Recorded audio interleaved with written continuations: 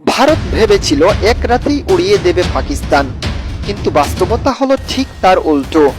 একটি পরিকল্পিত হামলার জবাবে পাকিস্তান দিয়েছে এমন এক পাল্টা আঘাত যার প্রস্তুতি ভারত কল্পনাও করেনি। মাত্র কয়েক ঘন্টার ব্যবধানে ভারত হারিয়েছে 5টি যুদ্ধ বিমান। যদিও পাকিস্তানকেও কিছুটা ক্ষতির সম্মুখীন হতে হয়েছে, তবে তুলনায় সেটা খুবই কম।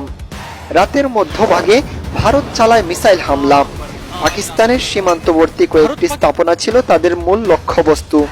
তবে গোয়েন্দা সংস্থার তথ্যের ভিত্তিতে আগেই হামলার আভাস জেনে গিয়েছিল পাকিস্তান সেনাবাহিনী পুরোপুরি প্রস্তুত ছিল এই হামলার জন্য।